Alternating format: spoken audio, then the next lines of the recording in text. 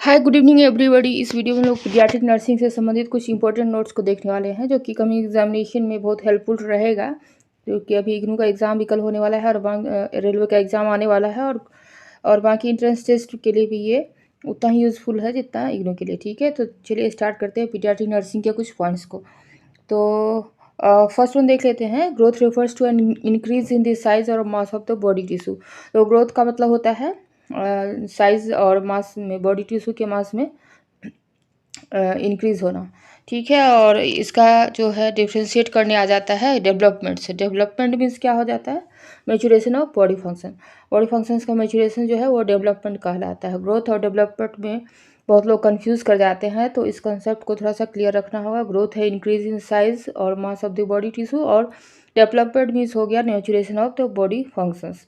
तो objective questions में भी इस टाइप के क्वेश्चन दे देते हैं जहाँ पे आपको कन्फ्यूजन की स्थिति हो जाएगी, तो आपका कंसेप्ट सही रहेगा तो आप लोग उसको बिना कन्फ्यूजन का सॉल्व कर सकते हैं। ठीक है, नेक्स्ट पॉइंट देख लेते हैं। नेक्स्ट है इंटरनल सिंड्रोम देर सॉरी टर्नर सिंड्रोम हो।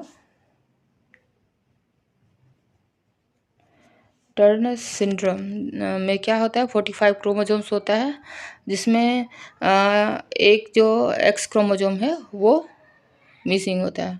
टर्नर सिंड्रोम में 45 क्रोमोजोम। और डाउन सिंड्रोम में क्या होता है आपका? 47 क्रोमोजोम होता है, जहाँ पे एक जो है 21 क्रोमोजोम में एक जो है ज़्यादा रहता है आपका क्रोमोजोम। तो टर्नर सिंड्रोम में हो गया एक मिसिंग, और डाउन सिंड्रोम में हो गया एक ज़्यादा। Trisomy of chromosome 21। तो डाउन सिंड्रोम को क्या कहा जा सकता है? ट्राइजोमी 21 सिंड्रोम या मंगोलिज्म। ठीक है, नेक्स्ट है इन्फेंसी और टॉडलर में भी कभी कभी लोग कन्फ्यूज कर जाते हैं। इन्फेंसी हो गया 0 से 1 साल का एज, और टॉडलर हो गया 1 से 3 साल का एज का जो बच्चा रहेगा उसको हम लोग टॉडलर कहेंगे। नेक्स्ट है एवरेज जो बर्थ वेट होता है न्यूनेट का, न्यूनेट होगा, ठीक है, न्यूनेट का वो होगा 2.5 to 3 kg। ठीक है, एवरेज बर्थ वेट। और अगर बर्थ वेट इससे कम आ गया तो उसको क्या करेंगे? लो बर्थ वेट बेबी थी। 2.3 से कम रहा तो LBW जो है वो कहलाता है। और बॉडी वेट बर्थ का जो बॉडी वेट है वो कब डबल हो जाता है? ये डबल आपका हो जाता है 5 मंथ्स। बर्थ वेट डबल कितना एज में होगा? 5 में। ट्रिपल कब होगा? ट्रिपल 1 साल के एज में जो बेबी का बर्थ वेट है वो ट्रिपल हो जाता है 1 साल में। ओके, नेक्स्ट है length of new born baby. New born baby का जो लेंथ होता है 45 से 50 सेंटीमीटर होता है, और ये लेंथ कब डबल होगा? लेंथ डबल होता है 4 साल में। और ट्रिपल कब होता है? ये ट्रिपल जो है बर्थ हाइट वो ट्रिपल होगा 13 to 15 ईयर्स में, 4 ईयर्स में डबल। नेक्स्ट है BCG वैक्सीन कैसे दिया जाता है? तो ये इंट्राडर्मल रूट से बर्थ के टाइम में दिया जाता है। तो ये पूछा जाता है कि बर्थ के टाइम में कौन सा वैक्सीन दिया जाता है और किस रूट से दिया जाता है। ये दोनों चीज़ आपको याद रखना है कि एट बर्थ BCG पड़ता है, और अगर बर्थ के टाइम नहीं पड़ा तो जो 1.5 महीने पे वैक्सीन पड़ता है उसके साथ BCG दिया जाता है। नेक्स्ट क्वेश्चन देखते हैं। नेक्स्ट पॉइंट जो है मेरस्मस। मेरस्मस किस टाइप का डिजीज़ है? न्यूट्रिशनल डिफिशियंसी डिजीज़ है, जिसमें क्या होता है? वेस्टिंग ऑफ मसल्स होता है और सबक्यूटेनियस टिश्यू का भी वेस्ट होता है। तो ये मेरस्मस पूछ देता है क्वेश्चंस में। नेक्स्ट है, देखिए प्रोलैक्टिन जो है वो कहाँ सीक्रेट होता है? ये एंटीरियर पिट्यूटरी ग्लैंड से। और ऑक्सीटोसिन जो है वो सीक्रेट होता है पोस्टीरियर पिट्यूटरी ग्लैंड से। एंटीरियर पिट्यूटरी ग्लैंड से प्रोलैक्टिन और पोस्टीरियर पिट्यूटरी ग्लैंड से ऑक्सीटोसिन। दोनों का वर्क क्या है? बिल्कुल अपोजिट दोनों काम करते हैं। प्रोलैक्टिन जो है वो रिस्पॉन्सिबल है मिल्क सिक्रेशन के लिए। मिल्क सिक्रेट जो करेगा वो करेगा प्रोलैक्टिन, और मिल्क एजेक्शन जो करेगा इजेक्शन वो ऑक्सीटोसिन करेगा। तो ये दोनों चीज़ आप याद रखेंगे। प्रोलैक्टिन मिल्क सिक्रेशन कराता है और ऑक्सीटोसिन जो है मिल्क इजेक्शन करता है। क्वेश्चन में आप लोगों को आंसर देने में कन्फ्यूजन कभी कभी हो जाएगा, तो ये कॉन्सेप्ट वहाँ पे आपको हेल्प करेगा प्रोलैक्टिन सिक्रेशन में और ऑक्सीटोसिन इजेक्शन। नेक्स्ट पॉइंट को देखते हैं। नेक्स्ट वन है infants who are born before 37 completed weeks of gestation are known as preterm. और 37 वीक से पहले जो बच्चा हो गया उसको कहेंगे प्री टर्म। पोस्ट टर्म कितना वीक के बाद होता है? 40 वीक्स के बाद जो बच्चा होगा उसको हम लोग पोस्ट टर्म बेबी कहते हैं। नेक्स्ट है न्यूनेटल हाइपोग्लिसीमिया। न्यूनेटल हाइपोग्लिसीमिया कब कहेंगे? जबकि ब्लड शुगर लेवल होगा 40 mg/dl से कम, देन न्यूनेटल ग्लाइसीमिया कहलाएगा। ट्रीटमेंट ऑफ न्यूनेटल सीजर क्या है? न्यूनेटल सीजर किसी को आ रहा है तो उसको हम लोग पहले क्या देते हैं? फिनोबार्बिटोन, ठीक है, फिनोबार्बिटोन यूज़ होता है। नेक्स्ट वन है ब्लड वॉल्यूम जो होता है न्यूनेट का वो कितना होता है? वो 90 ml/kg बॉडी वेट होता है। 1 kg में 90 ml ब्लड होगा। तो अगर बाय द वे 3 kg का बच्चा है तो 270 ml जो होगा ब्लड होगा, ठीक है। नेक्स्ट है हीमोग्लोबिन इन न्यूनेट। न्यूनेट में हीमोग्लोबिन कितना मिलता है? 18 to 20 ग्राम्स पर 100 ml ऑफ ब्लड। नेक्स्ट है स्टोमिक कैपेसिटी। स्टोमिक कैपेसिटी जो होगा वो न्यूबॉर्न का 90 ml ही होगा, ठीक है, ज़्यादा नहीं पिलाना है क्योंकि बच्चे को बस 90 ml की ज़रूरत है। नेक्स्ट है न्यूबॉर्न में जो टोटल यूरिन वॉल्यूम होता है फर्स्ट डे में वो 200 ml है। फर्स्ट डे जो यूरिनेट करेगा वो 200 ml तक वो ब्लड यूरिन वॉल्यूम यूरिनेट कर सकता है। नेक्स्ट है म्यूकोनियम किसको कहेंगे? म्यूकोनियम तो सबको पता होगा, first stool of an infant, और ये कौन से कलर का रहता है? ग्रीनिश ब्लैक कलर का, ठीक है। Next one Apgar score. Apgar score जो है किस पे बेस्ड होता है? ये ऑब्जर्वेशन किसका ऑब्जर्वेशन हम लोग करते हैं इसमें? Heart rate, respiration, muscle tone, reflex activity and colour, ठीक है। ये 5 पैरामीटर्स पे हम लोग इसको कैलकुलेट करते हैं। इसका स्कोरिंग 0 से 15 तक होता है, ठीक है। आप लोग अपगार स्कोर भी एक बार देख लेंगे। तो असेसमेंट कब करते हैं? फर्स्ट 1 मिनट में और 5th minute after birth Apgar का जो स्कोरिंग हम लोग करते हैं। नेक्स्ट है पल्स कितना होता है न्यूनेट का? 120 to 140 पर मिनट। और हाइड्रोसेफलस में क्या होता है? इंटीरियर फ्रंटली जो है वो टेंस हो जाता है, बल्ज होता है, इनलार्ज और नॉन पल्सेटाइल हो जाता है। तो हाइड्रोसेफलस के बारे में पूछ सकता है कि इसमें क्या क्या होता है। नेक्स्ट है मेनिंजाइटिस में। अब मेनिंजाइटिस में क्या बढ़ता है क्या घटता है ये भी पूछ देता है। तो CSF प्रोटीन लेवल जो है वो बढ़ जाता है और शुगर लेवल जो है वो डिक्रीज हो जाता है। मेनिंजाइटिस में CSF बढ़ेगा और शुगर लेवल डिक्रीज होगा। नेक्स्ट है देखिए ये क्वेश्चन बहुत बार पूछा गया है, तो आप लोग हाइपोस्पाडियास और एपीएस्पाडियास, तो इसमें क्या होता है? हाइपोस्पाडियास में क्या होता है? यूरेथ्रोमीटस जो है पेनाइल वेंट्रल साइड में रहेगा और एपीएस्पाडियास में से ये होगा डोर्सल साइड में। यूरेथ्रोमीटर जो होगा वो डोर्सल सरफेस के पास रहेगा। तो बस यही डिफरेंस है। तो एग्ज़ाम में पूछ देता है, इससे 2-3 साल आई थिंक इस पे क्वेश्चन आया हुआ है। तो आप लोग इसको भी क्लियर रखेंगे कि हाइपोस्पाडियासिस होता है यूरेथ्रोमीटस पेनाइल वेंट्रल सरफेस पे और एपीएस्पाडियस में होता है पेनाइल डोर्सल सरफेस के पास, ठीक है। नेक्स्ट फीमोसिस क्या होता है? फीमोसिस में क्या होता है? फोर स्किन जो होता है वो नेरो हो जाता है जो कि ग्लांस पे रिट्रैक्ट नहीं हो पाता है, तो ये फीमोसिस कहलाएगा। नेक्स्ट है अनडिसेंटेड टेस्टिस। अनडिसेंटेड टेस्टिस जो है उसको क्रिप्टोचिडिन जो भी कहा जाता है और इसका ट्रीटमेंट क्या है? ऑर्किडोप्लेक्सी, ठीक है। ये भी पूछा जाता है अनडिसेंटेड टेस्टिस किसे कहा जाता है, इसका ट्रीटमेंट क्या है, तो इसको आप लोग अच्छे से देख लें। नेक्स्ट वन है इम्पेटिगो। इम्पेटिगो क्या है? ये स्किन इन्फेक्शन है। और हीमोफीलिया क्या है? हीमोफीलिया है inherited abnormality of blood coagulation, इसमें ब्लड कोगुलेट नहीं करता है, ठीक है, हीमोफीलिया। नेक्स्ट वन है a child with nephrotic syndrome should be given high protein diet. जो नेफ्रोटिक सिंड्रोम वाला बच्चा रहेगा उसमें हाई प्रोटीन डाइट जो है वो रिकमेंड किया जाता है। और नेफ्रोटिक सिंड्रोम से क्या मतलब है आपका?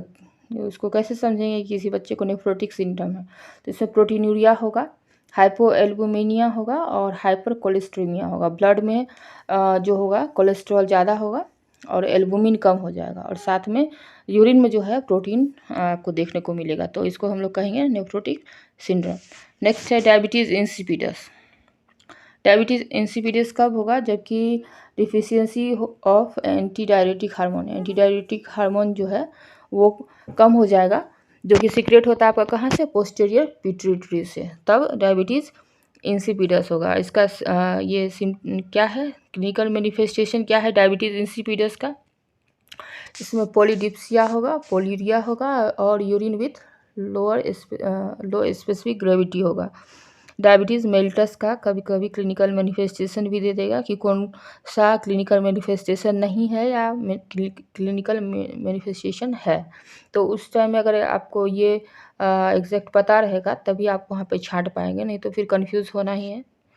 नेक्स्ट देखते हैं इनरेसिस। इनरेसिस से तो बहुत बार क्वेश्चन आया हुआ है, तो इनरेसिस तो पता ही होगा। इनरेसिस मतलब क्या होता है?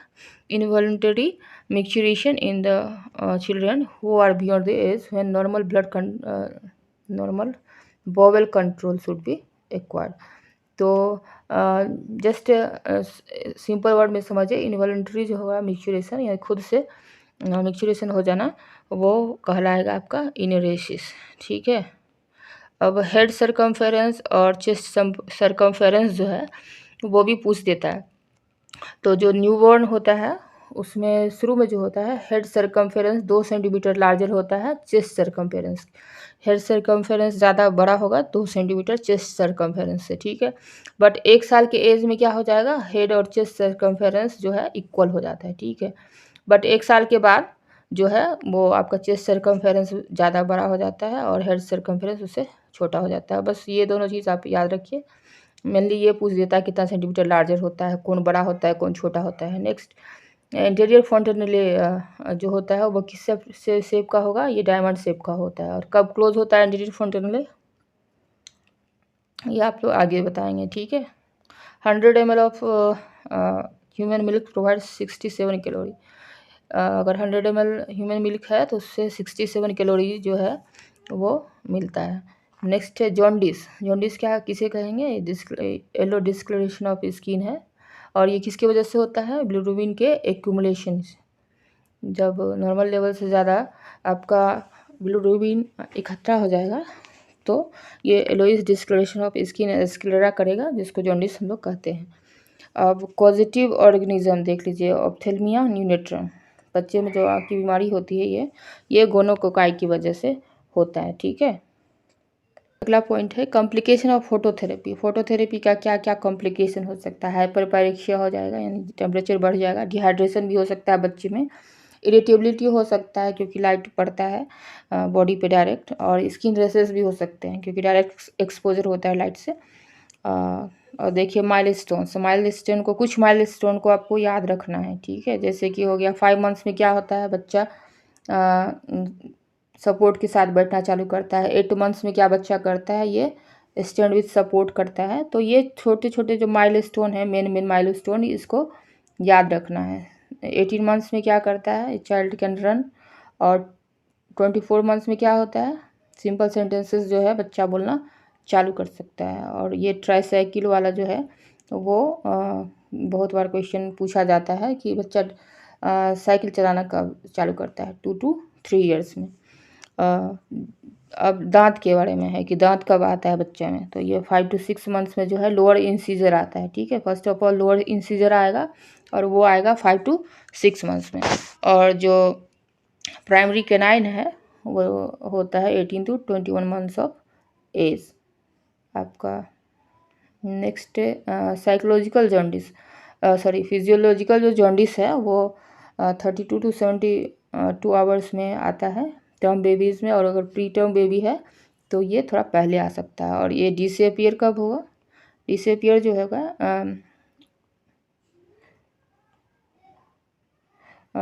जॉन्डिस, ये 7th to 10th डे में जो है वो डिसअपियर हो जाएगा फिजियोलॉजिकल जॉन्डिस। ठीक है।